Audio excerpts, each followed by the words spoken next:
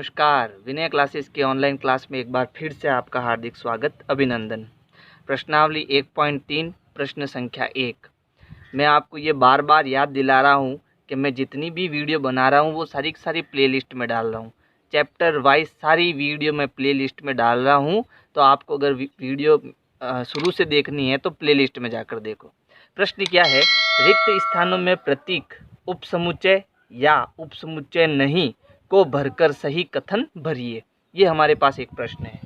कल मैंने बताया था उपसमुच्चय क्या होता है। उपसमुच्चय क्या होता है कि अगर एक कोई सेट आपके पास ए है और इसमें जितने भी अवयव है वो आपके पास बी में भी होते हैं, कि जितने इसमें हैं वही अवयव इसमें भी मिलते हैं, तो जो है ए बी का क्या कहलाएगा, उपसमुच्चय कहलाएगा। जैसे ए में मान लो 3 अवयव है, 1 2 और 3, जबकि बी में जो है 4 अवयव है, 1 2 3 और 4। तो ए में जो अवयव है वो बी में भी है ना। तो बी इसका क्या होगा, इसका एक ए जो है वो बी का उपसमुच्चय होगा। यानी जो पीछे वाला है वो बड़ा होना चाहिए ग्रुप, और इसमें जो अवयव है वो इसमें भी होने चाहिए, ये जरूरी है। अब मान लो इसमें भी 3 अवयव होते, 1 2 3, इसमें भी 1 2 3 है, ठीक है। तो हम कहते हैं कि ए जो है वो बी का उपसमुच्चय है और बी जो है वो ए का उपसमुच्चय है। इसका मतलब ये दोनों ही बराबर है, दोनों ही सेट आपस में क्या है, बराबर है। यानी ए बराबर बी है, तो मैं कहूँगा ए जो है वो बी का उपसमुच्चय है, बी जो है वो ए का उपसमुच्चय है। यहाँ पर बराबर का निशान लगा देंगे। फिलहाल हमें उपसमुच्चय और उपसमुच्चय नहीं का निशान लगाना है, ठीक है। तो पहले प्रश्न में देखो, जो यहाँ पर एक समुच्चय है उसमें अवयव है 2 3 4, और इसमें अवयव 2 है, 3 है और 4 है। इसका मतलब जो इसमें है वो इसमें भी है, तो इसका मतलब जो है ये सेट इसका क्या होगा, एक उपसमुच्चय होगा। अच्छा, इसमें है ए बी सी, जबकि इसमें ए नहीं है, बी है, सी और डी आ गया। ए की जगह पर क्या आ गया, डी आ गया। तो जो अवयव इसमें है वो इसमें नहीं है, एक आधा नहीं, सब होने चाहिए। जितने अवयव इसमें हैं वो सारे के सारे इसमें भी होने चाहिए, तो वो उपसमुच्चय होता है। इसका मतलब ये उपसमुच्चय नहीं है। फिर तीसरा देखो, x, प्रत्येक x जिसमें x जो है वो किसी समतल में स्थित एक वृत्त है। ये जो आपका बोर्ड है वो एक समतल होता है, तो इस समतल में मान लो एक वृत्त है, बहुत सारे वृत्त है, ठीक है। फिर ये आगे क्या कह रहा है, एक x और है जिसमें x जो है वो किसी समतल में स्थित वृत्त जिसकी त्रिज्या 1 है। अब ये तो बहुत सारे वृत्तों की बात कर रहा है, और ये जो सेकंड वाला है वो केवल उन्हीं वृत्तों की बात कर रहा है जिसकी त्रिज्या 1 इकाई है। तो ये तो वृत्त बड़े भी हो सकते हैं, छोटे भी हो सकते हैं, कैसे भी हो सकते हैं। और इसमें जो समुच्चय में जो आपको वृत्त मिलेंगे उसमें केवल एक त्रिज्या के ही वृत्त मिलेंगे। इसका मतलब जो अवयव इसके अंदर है वो इसमें नहीं होंगे। इसका मतलब ये इसका एक समुच्चय नहीं है। समझ में आया आपको? देखो अब चौथा देखो, प्रत्येक x जिसमें x जो है वो आपके विद्यालय का एक कक्षा 9th 11th का एक विद्यार्थी है, तो इस समुच्चय में तो वही छात्र मिलेंगे जो 11वीं कक्षा के हैं, ठीक है। और इस समुच्चय में देखो, प्रत्येक x जिसमें x आपके विद्यालय का एक छात्र है, यानी आपके संपूर्ण विद्यालय के जितने भी छात्र हैं वो इसमें मिल जाएंगे। तो इसका मतलब जो 11वीं के छात्र इसमें है वो नहीं, इसमें नहीं मिलेंगे क्या, इसमें तो होंगे। इसमें तो A1 to लगा के 12 तक सारे स्टूडेंट मिलेंगे, तो जो इसमें अवयव है वो इसमें भी आपको मिल जाएगा। इसका मतलब है कि ये भी इसका क्या है, एक उपसमुच्चय है, ठीक है। अब इसको देखो पांचवे को, x, प्रत्येक x जिसमें x किसी समतल में स्थित एक त्रिभुज है। ये समतल है, इसमें आपको अलग अलग वैरायटी के त्रिभुज मिल जाएंगे। और अगला वाला जो समुच्चय है उसमें देखो क्या कह रहा है, प्रत्येक x जिसमें x किसी समतल में स्थित एक आयत है, जबकि उसमें सारे आयत मिलेंगे। तो जो अवयव इसमें है वो इसमें नहीं है, क्योंकि इसमें तो त्रिभुज है और इसमें आयत है। इसका मतलब ये इसका एक उपसमुच्चय नहीं है, ठीक है। अगला देखो, प्रत्येक x जिसमें x एक सम प्राकृत संख्या है। तो इस समुच्चय में आपको प्राकृत संख्या मिलेगी, कौन सी, सम, यानी 2 4 6 8 ऐसी प्राकृत संख्याएं आपको मिलेगी। लेकिन इस समुच्चय में जो है आपको पूर्णांक संख्या यानी सम, विषम और माइनस वाली संख्या, प्लस की संख्या सारी मिलेगी। जो इसमें अवयव है वो इसमें मिल जाएगा। इसका मतलब ये इसका क्या हो गया, एक उपसमुच्चय हो गया। अगला देखो, नेक्स्ट है लास्ट वाला। तो लास्ट वाला है कि प्रत्येक x जिसमें x जो है वो किसी समतल में स्थित एक समबाहु त्रिभुज है, तो इसमें तो केवल आपको समबाहु त्रिभुज मिलेगा।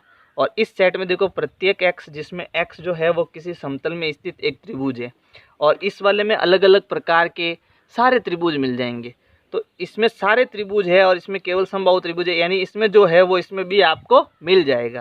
तो ये इसका क्या एक उपसमुच्चय है। प्रश्न संख्या 2 प्रश्न है, जांच कीजिए कि निम्नलिखित कथन सत्य है या असत्य। ठीक है, तो यहाँ पर अपने 2 समुच्चय दिए हुए हैं और उनके बीच में एक आपके उपसमुच्चय और उपसमुच्चय नहीं का निशान लगाया हुआ है। उपसमुच्चय क्या होता है कि जो इस सेट में है वो उसमें भी होना चाहिए, सारे अवयव होने चाहिए। ठीक है, तो ए बी इसमें है, क्या ए बी इसमें है? ए बी इसमें है, इसका मतलब ये इसका उपसमुच्चय होना चाहिए। जबकि ये कह रहा है ये उसका उपसमुच्चय नहीं है, तो ये कथन क्या हो गया? असत्य हो गया। तो ये कथन आपका क्या हो गया? असत्य हो गया, असत्य।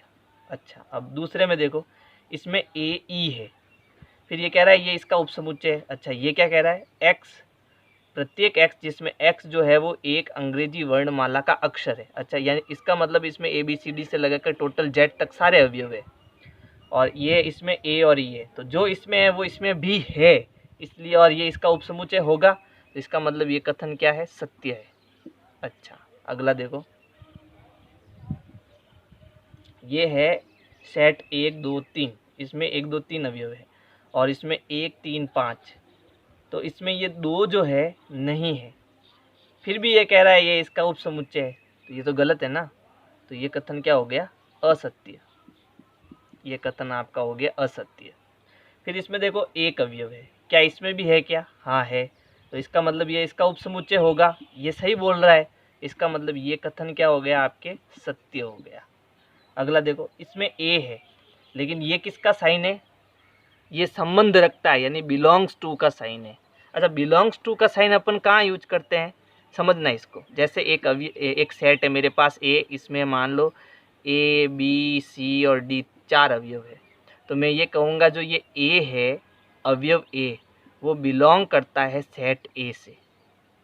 तो अवयव जो होता है वो सेट से बिलोंग करता है, ना कि सेट जो है वो ए से बिलोंग करता है। तो ये कथन गलत है। कभी भी कोई भी समुच्चय जो होता है वो दूसरे समुच्चय से बिलोंग नहीं करता है, या तो वो इसका उपसमुच्चय हो सकता है, बिलोंग थोड़ी ना करता है। तो ये तो पूरा एक सेट हो गया, और सेट कभी दूसरे सेट में बिलोंग नहीं करता है। ठीक है, ये थोड़ा ध्यान रखना आप। तो हम कहेंगे ये कथन क्या है? असत्य है। अगर ये अपने को ऐसा कहता A belongs to A B C, तो हम कहते हैं हाँ ये कथन सत्य है। समझ गए ना आप? और यहाँ पर ये एक समुच्चय की बात कर रहा है, समुच्चय कभी दूसरे समुच्चय में बिलोंग नहीं करता। ठीक है। अच्छा, फिर देखो अगला कथन, प्रत्येक x जिसमें x जो है एक सम संख्या है और वो 6 से कम एक प्राकृत संख्या है, तो इसमें कौन कौन से अवयव होंगे? प्राकृत संख्या है तो 2 होगा, 4 होगा और 6 से कम, यानी 2 अवयव होंगे, इसमें 6 से कम होने चाहिए। तो मैं कह सकता हूँ उसमें 2 और 4, ये 2 अवयव ही है इसके अंदर। और इसमें क्या क्या देखो, प्रत्येक x जिसमें x जो है वो एक प्राकृत संख्या है जो 36 को विभाजित करती है। तो अब 36 को कौन कौन विभाजित करता है? एक तो सब संख्या को विभाजित करता है, 2 भी 36 को विभाजित करेगा, 3 भी करेगा, 4 भी करेगा, 5 नहीं करेगा, 6 करेगा। ठीक है, उसके बाद में 12 भी करेगा, 7 8 9, 9 भी करता है। ठीक है, 9 चौक 36, 9 भी करेगा, 12 भी करेगा, उसके बाद में 18 भी करेगा और सीधा 36 भी करेगा। तो इसमें ये जो सारी संख्या है वो 36 को विभाजित करेगी और ये सारी प्राकृत संख्या है। अब इसमें जो अवयव है वो इसमें है क्या? इसमें 2 और 4 है, इसमें 2 और 4 है, तो इसका मतलब ये इसका उपसमुच्चय है। तो ये भी कथन क्या है? सत्य है। ये भी कथन क्या है? सत्य है। तो अगर आपको कभी भी कोई कन्फ्यूजन हो समुच्चय निर्माण के रूप में, तो उसको रोस्टर रूप में लिखो, अपना आप तुरंत उत्तर आ जाएगा आपके पास में। नेक्स्ट प्रश्न संख्या 3 प्रश्न है, मान लीजिए कि एक सेट है मेरे पास A बराबर 1 2, फिर उसके बाद ये कॉमा करके एक सेट बनाया हुआ है छोटा सा 3 4। इसका मतलब ये पूरा एक अवयव है, ये पूरी एक संख्या है। समझ गए आप? चलो, फिर ये 5 और अब मैं कहूँ इसमें टोटल कितने अवयव है, तो आप कहोगे 1 2, ये पूरा 1 गिनोगे, 3 और ये 4, तो इसमें 4 अवयव है, 5 अवयव नहीं है। अच्छा, मैं कहूँगा इस एक ए जो है इसमें कौन कौन से अवयव इसमें बिलोंग करते हैं, तो मैं कहूँगा जो 1 है वो बिलोंग करता है ए को, फिर ये जो 2 है वो भी बिलोंग करता है ए को, फिर ये 3,4 ये पूरा यहाँ पर जो ये चित्र दिखाई दे रहा है ना, ये पूरा बिलोंग करता है ए को। ठीक है, ये सेट नहीं है, यहाँ पे ध्यान रखना अवयव है, क्योंकि ये इस सेट के अंदर दिया हुआ है, तो अब ये अवयव का काम करेगा यहाँ पर। और इसके ऊपर अगर मैं ऐसे 3,4 और इसके ऊपर ऐसे सेट बना देता हूँ, तो अब ये जो है वो सेट का काम करेगा। तो ये छोटी छोटी चीज़ें ध्यान रखना आप लोग। अच्छा, फिर इसमें मैंने कहा 5 जो है वो भी बिलोंग करेगा ए को। अब मैंने कहा क्या इसमें 3 बिलोंग करता है ए को? नहीं, क्योंकि 3 इसमें अकेला है ही नहीं, ये तो शामिल हो गया, तो ये सारी चीज़ें बिलोंग करेगी। समझ गए? ठीक है, चलो इसको करते हैं। देखो कैसे करना। इसमें हमें जो है कौन सा कथन सही है और कौन सा नहीं है, इसको कारण सहित बताना है। तो कारण जो है मैं मेरे जो है नोट्स में बता दूंगा, अभी तो मैं यहाँ पर समझा रहा हूँ और सीधा आपको बता रहा हूँ कौन सा कथन सत्य और कौन सा गलत है। तो यहाँ पर देखो, यहाँ ब्रैकेट बना के 3,4 ये इसका उपसमुच्चय बता रहा है। ये उपसमुच्चय है ही नहीं, ये तो पूरा एक अवयव है। क्या है? अवयव। ये पूरा एक अवयव है, और अवयव जो होता है वो कभी भी उपसमुच्चय नहीं होता है किसी सेट का। कोई सेट जो होगा वो इसका जो है उपसमुच्चय होता है। सेट का जो होता है वो उपसमुच्चय होता है।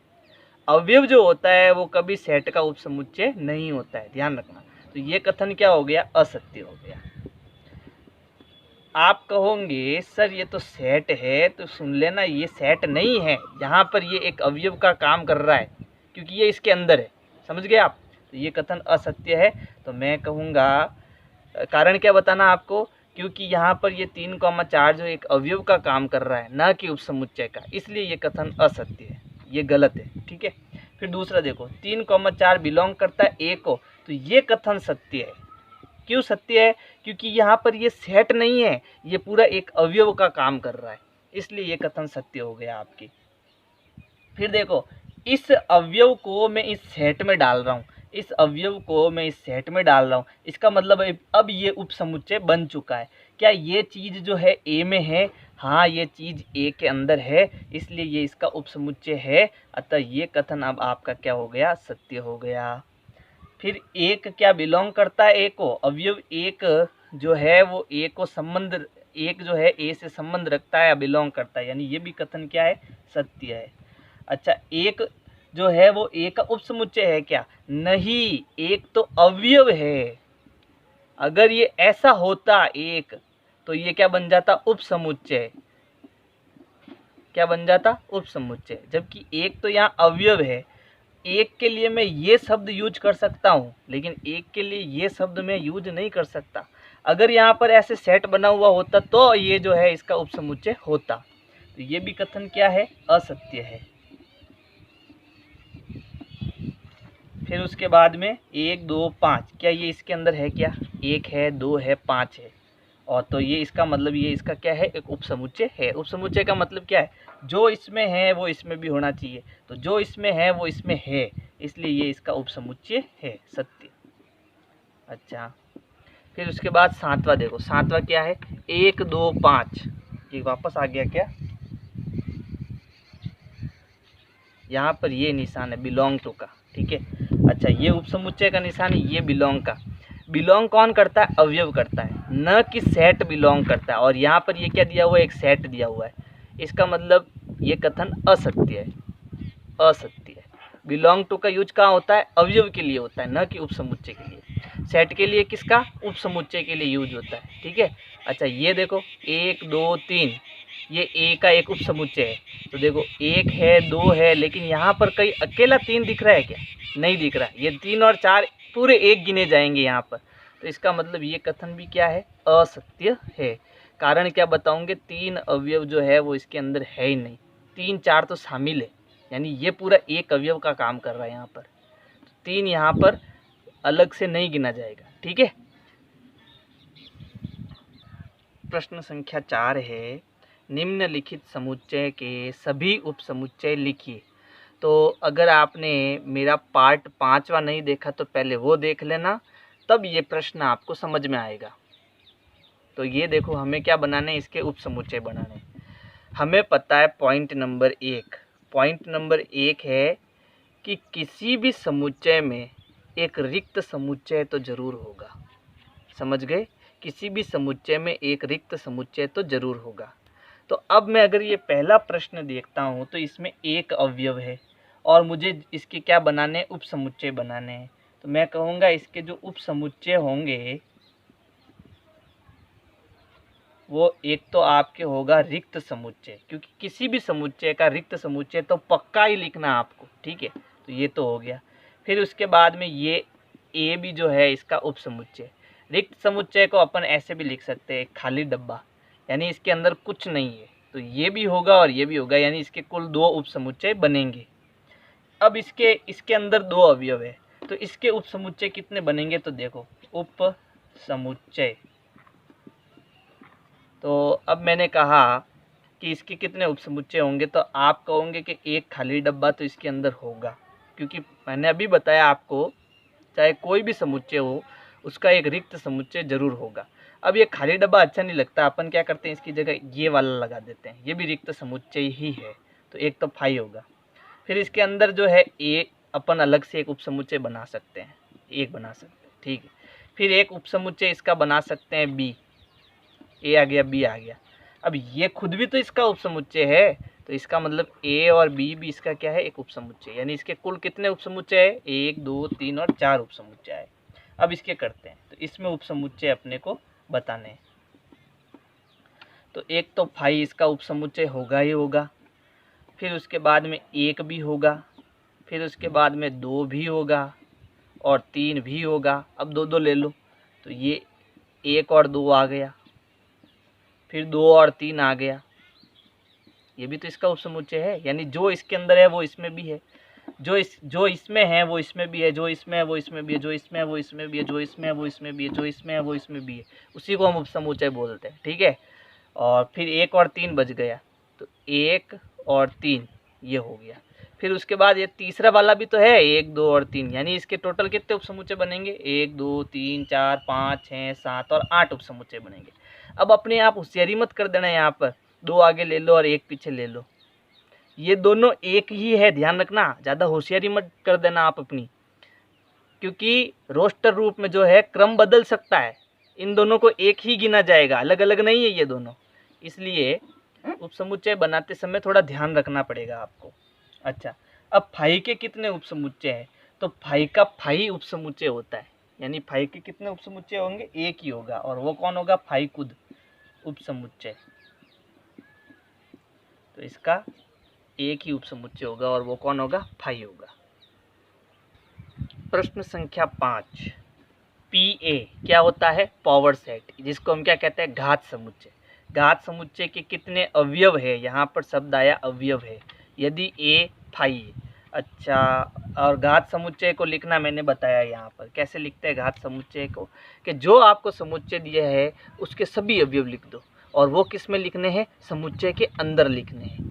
यानी कि अगर मैं यहाँ पर ए बराबर यहाँ पर एक अवयव मानता ए, मान लो ऐसे ए एक सेट है, इसमें कितना अवयव है? 1, ठीक है। तो इसके टोटल कितने सेट बन सकते हैं? तो आपने कहा कि इसके टोटल 2 सेट बन सकते हैं, 2 उपसमुच्चय बन सकते हैं। लेकिन यहाँ पर जो है हमें फाई दिया गया है, तो पी ए जो होता है उसमें जितने उपसमुच्चय बनते हैं उसको एक सेट के अंदर लिखना होता है। तो इसके फाई के कितने उपसमुच्चय बनता है? एक ही बनता है और वो खुद फाई होता है। तो इसे मैं ऐसे लिख सकता हूँ, तो पी ए बराबर फाई, ये इसका उत्तर है। मान लो अगर ऐसा होता, इसकी जगह दूसरा प्रश्न ले रहा हूँ कि ए बराबर एक अवयव होता, मान लो कोई भी, जैसे 1, तो अब इसके पी ए के कितने अवयव होंगे? तो मैं यहाँ कह सकता हूँ, अच्छा ये कितने पूछ रहा है, तो एक अवयव हो सकता है, इसका उत्तर क्या होगा? 1। अच्छा, इसका एक सूत्र भी होता है, सूत्र क्या होता है? अवयव, जब अवयव की संख्या पूछते हैं या उपसमुच्चयों की संख्या पूछते हैं, तो होता है n number of power set ए बराबर 2m। अच्छा, m यानी अवयवों की संख्या, इसमें अवयवों की संख्या कितनी है 0, तो यहाँ कहूँगा 2 और किसी भी संख्या की घात 0 होने पर उत्तर कितना आता है 1। तो इसमें कितने अवयव है, 1 अवयव है। और अगर pa को मुझे दर्शाना है तो मैं ऐसे दर्शाऊंगा। अच्छा, अब अगर a में 1 अवयव होता, अब वो 1 2 3, चलो 2 ले लेता हूँ, मान लो 2, ये 1 अवयव है, तो इसमें 1 अवयव है, तो इसमें कितने इसके जो है घात समुच्चयों की संख्या या उप समुच्चयों की संख्या कितनी होगी। तो मैं कहूँगा number of power set A बराबर 2m। अच्छा, m यानी अवयवों की संख्या, और इसमें कितना अवयव है 1, तो 2 और 2 की घात 1 का मतलब 2, यानी इसमें 2 जो है इसके उप समुच्चय बनेंगे, 2 उप समुच्चय बनेंगे। अब मुझे वो उप समुच्चय को घात समुच्चय में दर्शाना, तो उसको क्या करना, एक ब्रैकेट में बंद करना। और वो कौन कौन से उप समुच्चय हो सकते हैं, तो हम जानते हैं कि किसी भी सेट का एक फाई तो उप समुच्चय होता ही होता है। इसके अलावा वो स्वयं जो है वो एक उप समुच्चय होता है। फिर इन दोनों को जो है एक बड़े कोष्टक में, मतलब ये मंझले कोष्टक में डालना, इसी को हम क्या कहते हैं, पावर सेट या घात समुच्चय। ये इसमें 2 अवयव आ गए, इसके अब ये 2 अवयव गिने जाएंगे, और ये यहाँ पर 2 उप समुच्चय हो गए। ठीक है, अब मान लो अगर ऐसा होता कि a बराबर 1 और 2, तो इसके कुल उप समुच्चय कितने होंगे, 4, 2 की घात 2 यानी कि 4। और कौन कौन से है वो, तो एक तो फाई होगा, एक 1 होगा, एक 2 होगा, और एक ये खुद 1 और 2 होगा। और इन सब को मुझे मंझले कोष्टक में डालना पड़ेगा, समझ गए आप। और इसको क्या बोलेंगे, P ऑफ A। प्रश्न संख्या 6, निम्नलिखित को अंतराल रूप में लिखिए। अगर पार्ट 5 नहीं देखा तो पहले पार्ट 5 देख लेना, उसमें मैंने सब कुछ बताया हुआ है। अब मैं केवल सॉल्यूशन कर रहा हूँ। तो यहाँ पर पहला प्रश्न है, प्रत्येक x, जिसमें x जो है वो वास्तविक संख्या से संबंध रखता है, यानी प्रत्येक x चाहे कोई भी है, और उसकी शर्त है कि वो -4 से तो बड़ा होना चाहिए लेकिन 6 से छोटा या 6 के बराबर होना चाहिए। तो यहाँ पर अगर हमने संख्या रेखा पढ़ी है तो संख्या रेखा में यहाँ पर कहीं -4 आएगा, बीच में 0 आएगा, और यहाँ पर कहीं 6 होगा। तो वो कह रहा है कि इनके बीच की वो सारी संख्याएं हो सकती है, और उसके अंदर वो 6 भी हो सकता है, लेकिन 4 नहीं होना चाहिए, माइनस का 4 नहीं होना चाहिए। ठीक है, तो अब इसको अपने को अगर अंतराल में प्रदर्शित करना है तो 6 होना चाहिए, लेकिन -4 नहीं होना चाहिए। तो जो नहीं होना चाहिए उसके लिए छोटा ब्रैकेट, और छोटी संख्या आगे होती है और बड़ी संख्या हमेशा पीछे होती है। और 6 होना चाहिए तो उसके लिए ऐसा बड़ा ब्रैकेट, यानी ये नहीं होगा, ये होगा, और इनके बीच की सारी संख्या होगी। ये होता है अंतराल।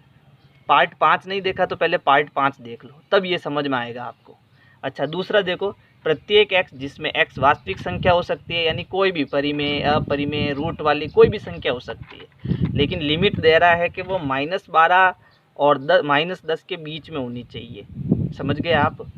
तो यहाँ पर जो है वो -12 से -10 के बीच में होनी चाहिए। तो वास्तविक संख्या हमने पढ़ी है, या हमने जो है पूर्णांक संख्या पढ़ी है कि बीच में 0 होगा, और फिर माइनस की संख्या इधर होगी, तो पहले -10 आएगा यानी बड़ा होगा, फिर यहाँ -12 आएगा। फिर ये कह रहा है कि ये दोनों ही नहीं होना चाहिए, और इनके बीच का कुछ भी हो सकता है। तो इन दोनों को आपको छोटे ब्रैकेट में डालना है। छोटी संख्या पहले आएगी और बड़ी संख्या बाद में आएगी। -10 -12 से बड़ी है, ध्यान रखना, और ये छोटे कोष्टक में बंद हो जाएगी, क्योंकि यहाँ पर बराबर का निशान नहीं है। ठीक है, अब ये तीसरा देखो, प्रत्येक x, जिसमें x जो है वो वास्तविक संख्या होनी चाहिए, और वो 0 के बराबर या 0 से बड़ी होनी चाहिए, लेकिन 7 से छोटी होनी चाहिए।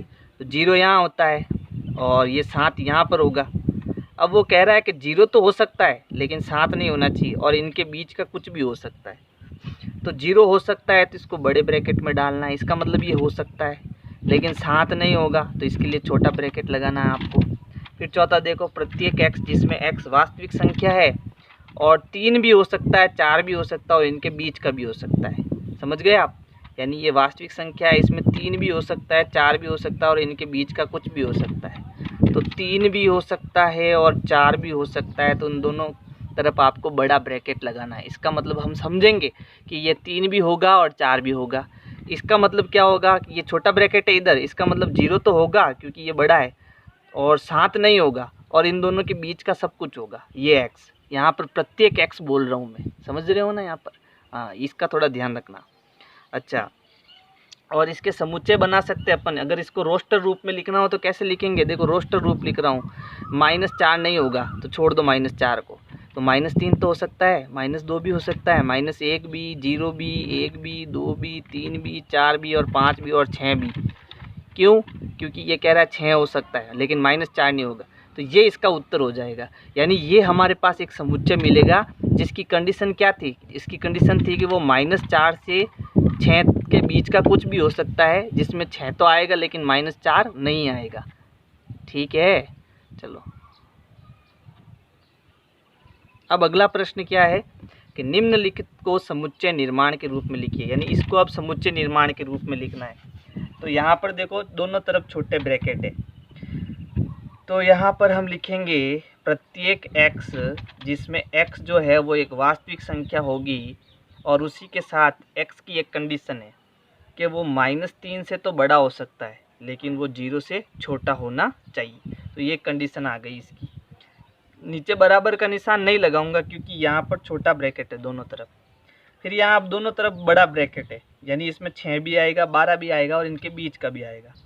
तो प्रत्येक x, जिसमें x जो है वो वास्तविक संख्या होगी और वो संख्या जो है 6 से बड़ी होनी चाहिए और 12 से छोटी होनी चाहिए। इसके साथ में दोनों ये संख्या आ सकती है, तो 6 भी आ सकता है और 12 भी आ सकता है उसके अंदर। तो यहाँ पर अब बराबर का निशान लगाना पड़ेगा आपको। फिर ये प्रत्येक x, जिसमें x जो है वो एक वास्तविक संख्या होगी और 6 नहीं होगा, 12 होगा।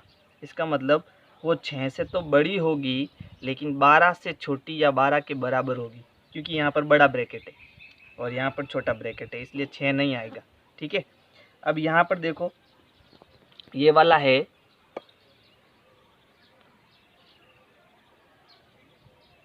चौथा है कि -23 हो सकता है लेकिन 5 नहीं होना चाहिए।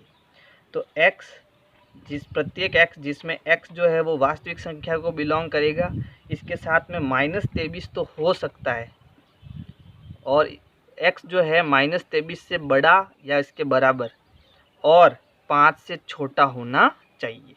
तो ये इसका जो है अंतराल रूप था, और अब इसको हमने किस में व्यक्त किया? समुच्चय निर्माण के रूप में व्यक्त किया।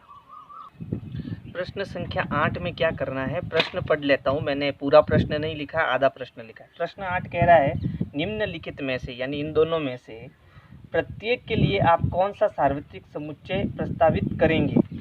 यानी इन दोनों के लिए हमें सार्वत्रिक समुच्चय बताना है, क्या हो सकता है। ये तो आपके समकोण त्रिभुज है और ये समद्विबाहु त्रिभुज है।